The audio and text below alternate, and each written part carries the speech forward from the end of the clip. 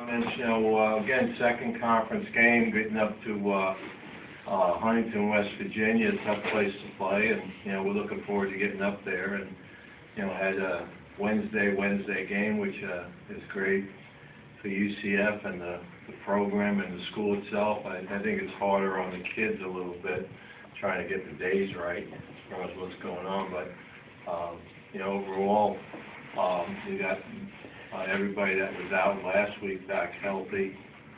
I'm looking forward to getting up there for the second conference game. With that, open up to any questions. Is Marshall one of the biggest rivalries with your kids? Did it seem like a little more? I don't really know. I don't think anybody.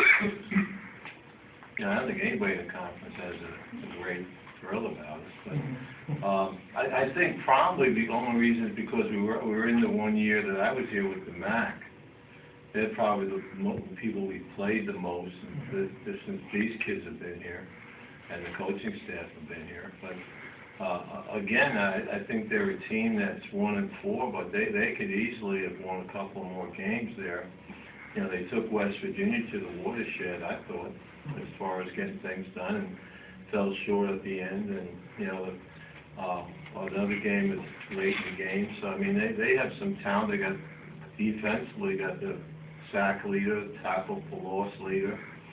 So they got some dominant players on defense, and offensively have good skilled athletes and a quarterback that plays extremely well at home. How do you think your kids will react to the atmosphere? I mean, it was loud in Kansas State. They just seem to handle that pretty well. I think I use the jet engines during the week with the crowd noise to simulate that, and I think the big thing is when you don't have a lot of senior leadership, I get concerned about. But I think you go as your senior class goes, and I think they've been through all situations, home, away, and crowds and noise and all that, and the ones you get concerned about are obviously the younger kids, the quarterback. But we put him as much noise factor this week as we could. Let's see how he handles it. It's just, I think they both have laryngitis now. How happy are you for Kamal Ishmael as a defensive player? I think that's great. I've said now for I think 3 or 4 weeks he's sort of the one name that you don't hear a lot about, but the one guy that I think does so many things so well. Just not in the defensive schemes, but in the coverage end of it. Special teams, I think we put him back on kickoff coverage, and he was a major factor there as far as helping too. So he's a good football player that has a great passion for the game, and just a great kid to be around. Talk about Rob's new role. I guess he was running the Wild Night package, I know you guys call it. Kind of caught you at the off guard, looked like a little bit. Well, Rob runs. I thought Charlie did a really good job of keeping fresh legs on the field at all the positions: running back, wide receiver, quarterback, and it's not any new package. I know it's the regular offense that we had out there, but the guy we're trying to run some of that with is Nico. When he's out there a little bit. But other than that, then when Rob's out there, that's pretty much the offense, the same offense Jeff runs, and they both run. I think they both do a lot of the same things. I think Jeff is just quicker at doing some things. Last week you talked about bringing Jeff off so he could kind of view the offense from the sidelines. Did that work about as good as it could have been last week? I think so. I think bringing Charlie down, Charlie Taft down, solidified some things. Kids today, you can talk on the phone to them all you want.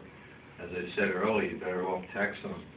They'll probably get more out of it. But I think face-to-face, eyeball-to-eyeball, I think really settled some things down there and cleared up something. Plus,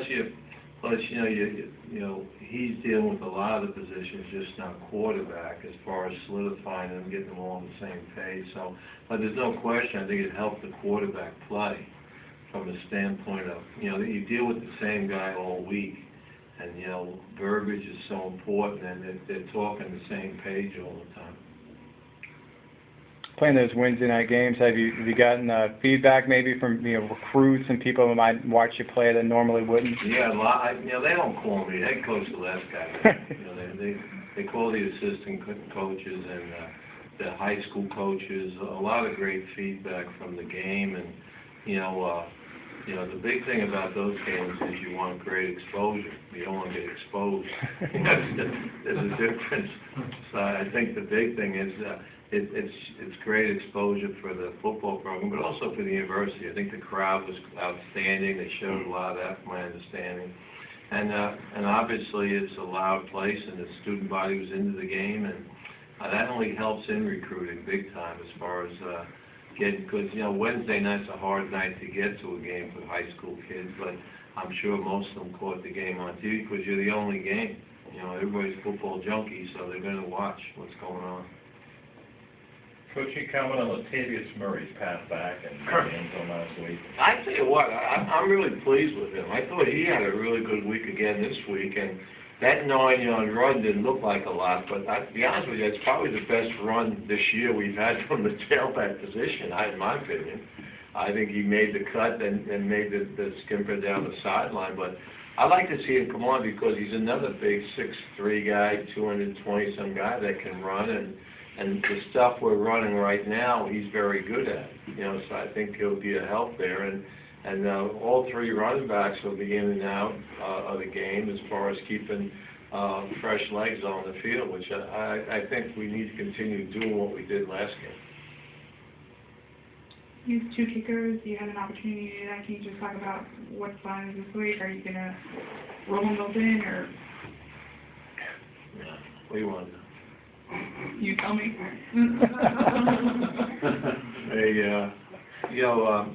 Couture's a great kid, but you got to make the field goal.